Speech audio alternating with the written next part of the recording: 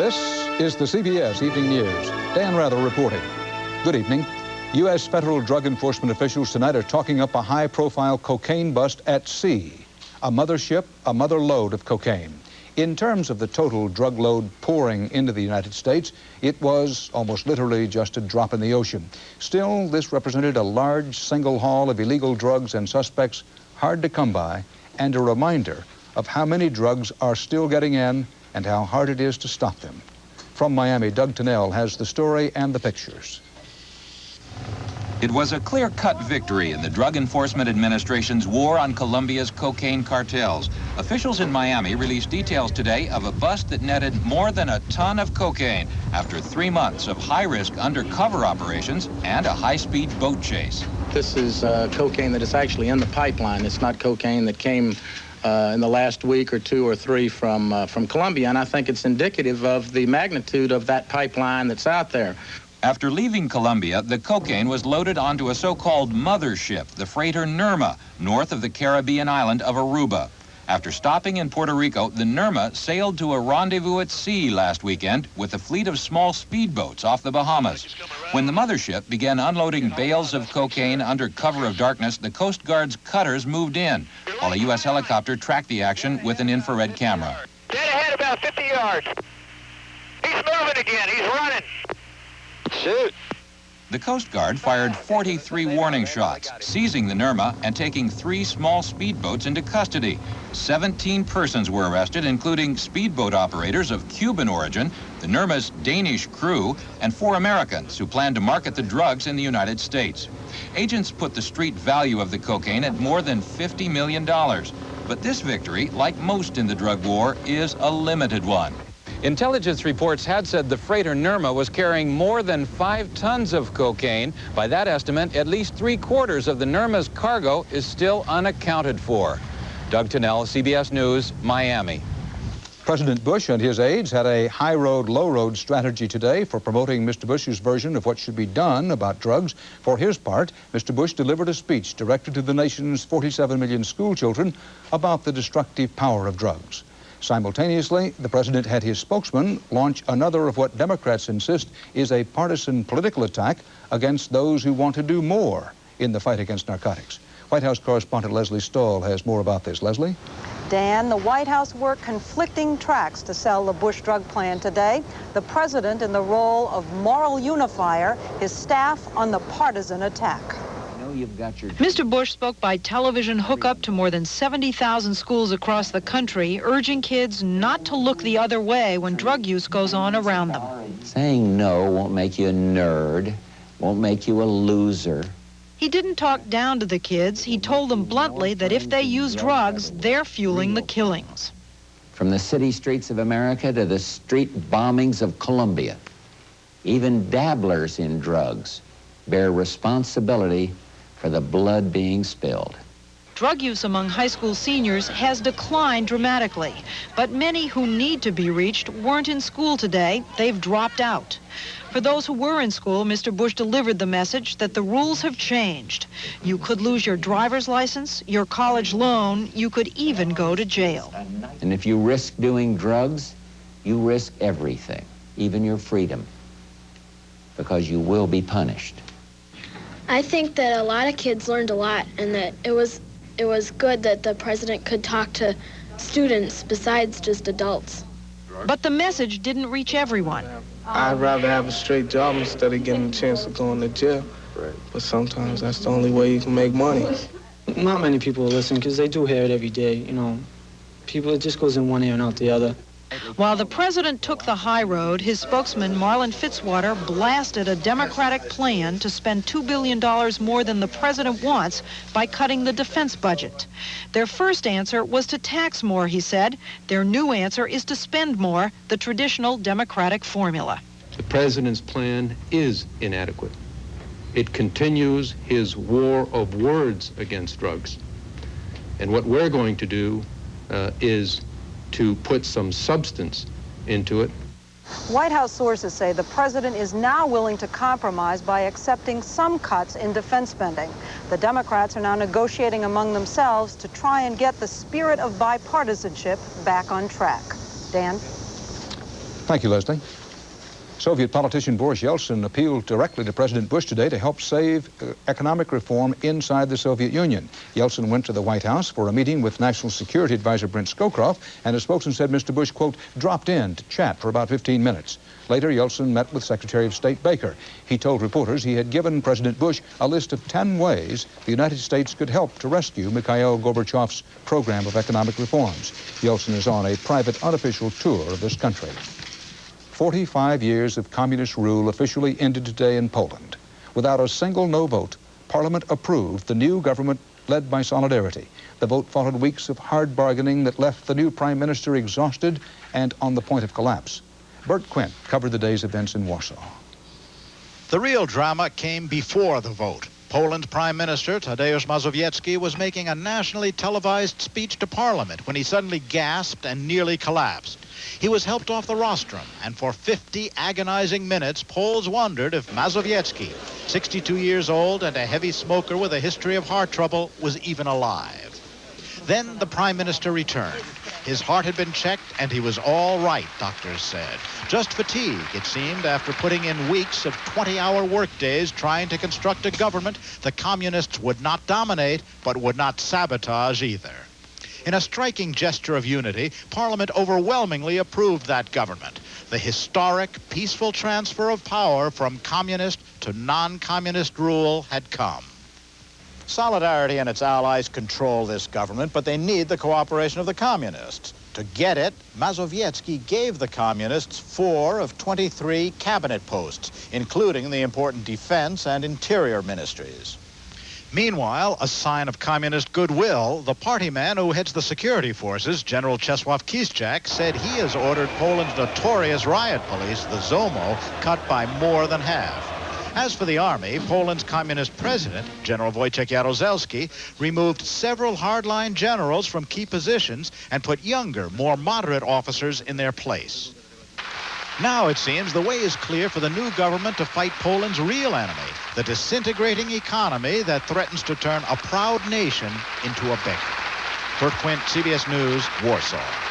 Still to come on the CBS Evening News, correspondent Harold Dow on the hard times neighborhoods where crack and other drugs seem to mean easy money and really mean death in One Nation Under Siege.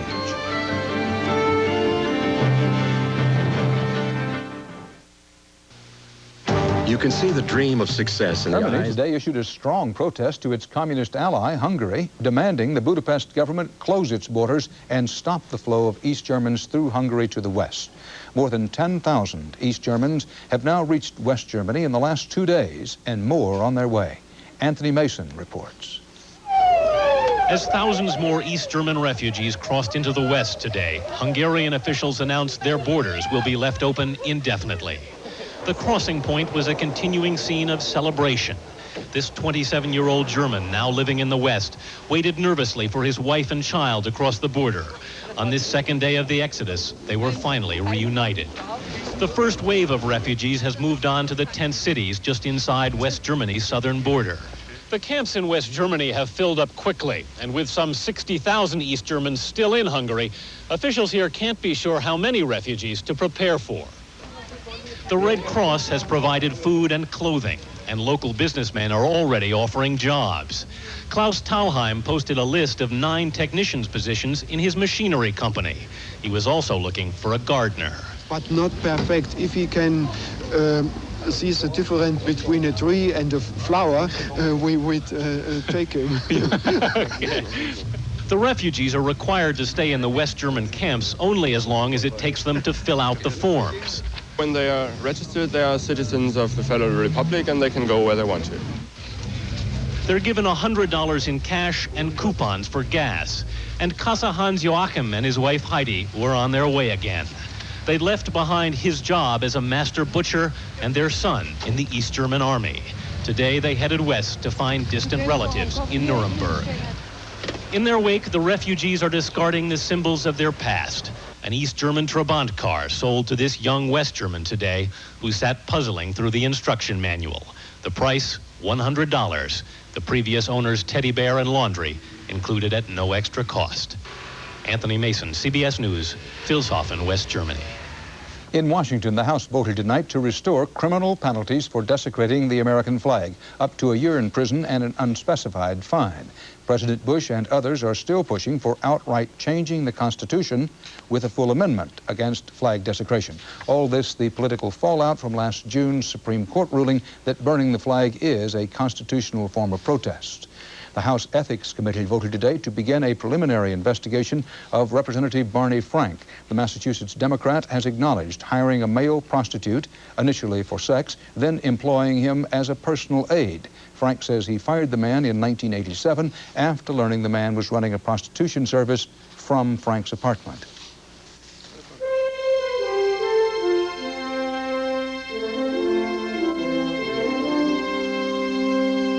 The biggest fraud action in the history of the Commodity Futures Trading Commission. The target, two firms accused of bilking customers out of hundreds of millions of dollars.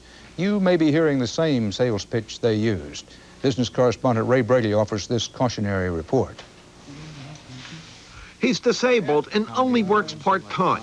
But when Orville Beale saw this commercial from the International Trading Group, ITG, an investment of $5,000 could control futures investments worth $100,000 or more. He invested $50,000 and lost nearly all of it, joining other Americans who charge they invested with ITG and were, they say, taken. The company is basically and fundamentally a scheming, scam artist organization. I think they ought to go to jail. I really think that it's criminal what they did to me. Americans reportedly lose $10 billion a year to scam artists. In the biggest case of its type, just this week, the government charged ITG with fraud and misrepresentation, saying it used misleading commercials and high-pressure telephone sales tactics to push commodities options. Basically, a gamble that the price of gold or wheat or some other commodity will rise or fall sharply. ITG's fee for those options, as much as 40%, 10 times what the average broker gets.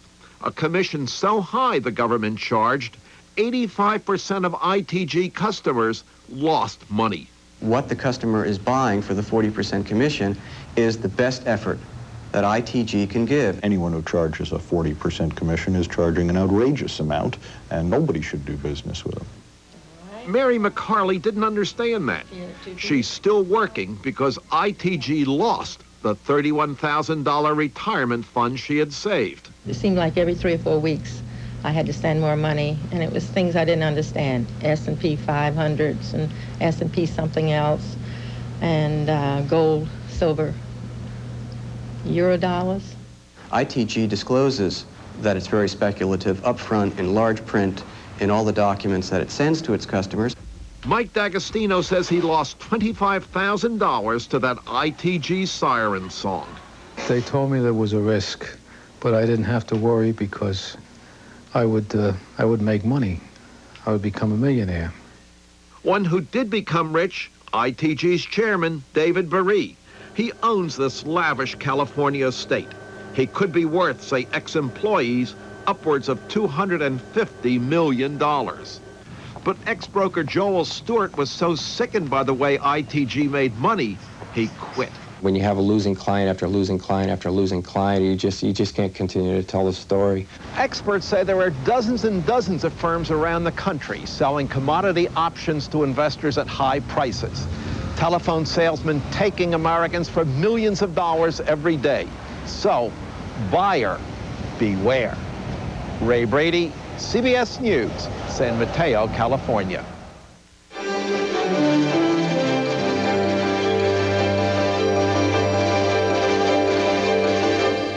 Government was reported split today on a new peace plan sponsored by Egypt for elections in the territories Israel occupies. Labor Party leader Shimon Peres said he would be willing to open negotiations on the Egyptian plan, but Prime Minister Shamir is said to want to stick to his own proposal. With the Palestinian uprising 21 months old and as bloody as ever, correspondent Bob Simon reports there are signs of weariness on both sides now. You hear it from more people from more places on the West Bank every month now, that same refrain which drives people buried in bad times anywhere. I want to go to America. You also hear that there are many ways to get to America, many ways to get visas. He swore honest to God that he paid $4,000 for that visa. In the Middle East, more than anywhere, it's who you know that matters. On the West Bank, the man to know is the Mukhtar of the village of Safa, a man of influence. God knows how he does it. You give him the money, he gives you the visas, just like that. That's what 18-year-old Yasser Hamas plans to do if he sells enough falafel. He says the Mukhtar wants $13,000 to get him visas for his parents and 8 sisters and brothers. The Mukhtar says this is, after all, the biblical land of Samaria, and he enjoys being a good Samaritan. I don't know anyone receiving money, but I have no objection to helping people get visas. Many Palestinians don't realize they can come to the embassy themselves and get tourist visas for free. Others say their applications were turned down until they went to see the Mukhtar. He told you that he have a friend relationship between him and the embassy officials. The American embassy announced today that 4 Israeli employees have been arrested for participating in a conspiracy involving the illegal sale of visas. Officials say they don't know how long it's been going on. They don't know how many Palestinians and Israelis have bought their tickets to the States this way. Palestinian activists want what they call Tel Aviv Gate closed because they want West Bankers to stay where they are. Everyone want to go to America. We don't encourage him to go there because it's here it's his land. A land so troubled it has bred a black market in hope. The moral of the story may be that cooperation between Israelis and Palestinians is possible. If they can't be partners in peace right now, at least they can be partners in crime. Bob Simon, CBS News, Tel Aviv. Today is the 100th day since the massacre in Tiananmen Square that ended China's movement for freedom and democracy. Thousands of people gathered at a park in Hong Kong to mourn the dead. Chinese exiles in Paris also planned to hold a ceremony, but it was canceled when the French government revoked permission. Dissident Chinese leaders charged that the socialist government of Francois Mitterrand was caving in to pressure from communist dictators in Beijing.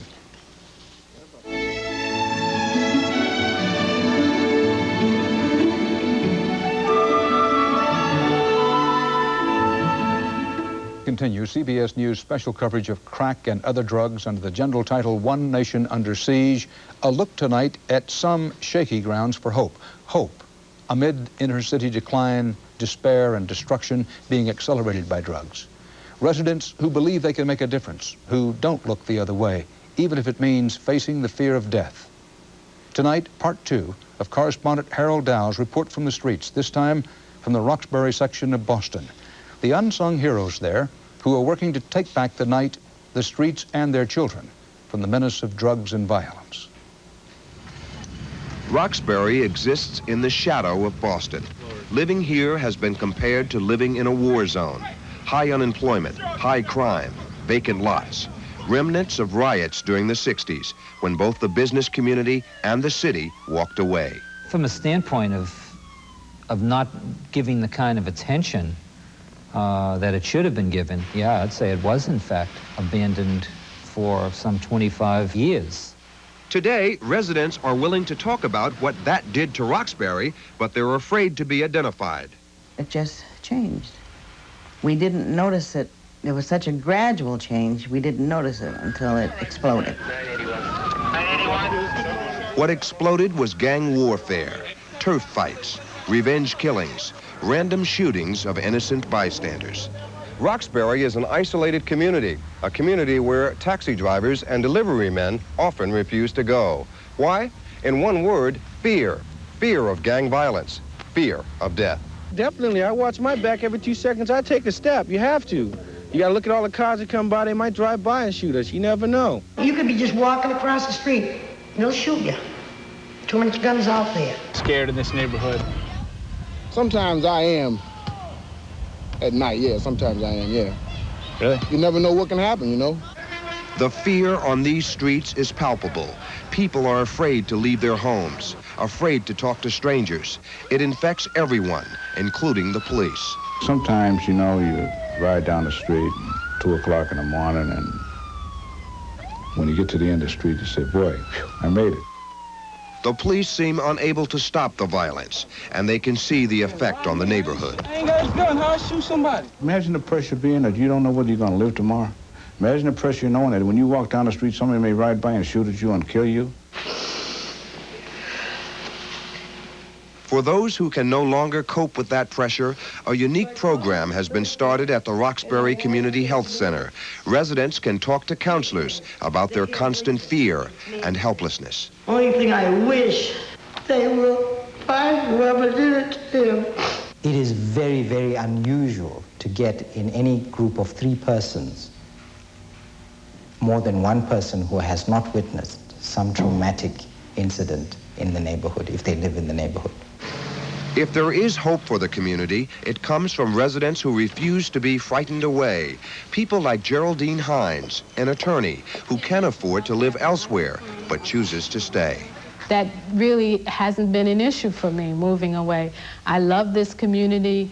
I'm committed to being here. I've worked here all of my professional life. I'm raising my daughter here. It is these community members who are fighting, along with the city of Boston, to put a major public works project in Roxbury.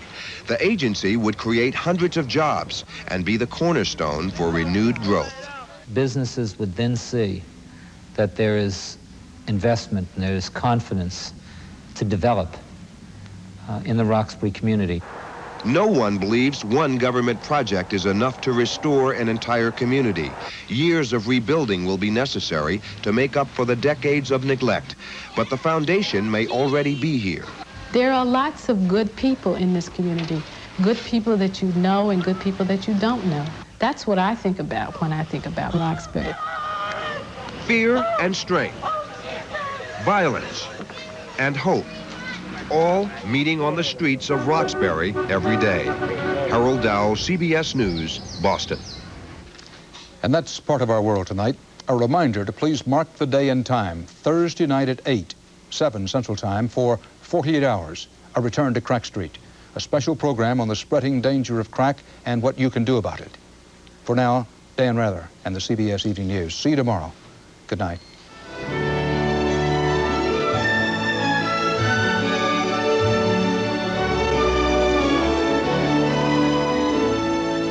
I'm Harry Smith. And I'm Kathleen Sullivan. Tomorrow, live from Omaha, how schools are handling the drug crisis. Also, Jack Scalia and Gene Siskel on CBS This Morning. This is CBS. And just ahead.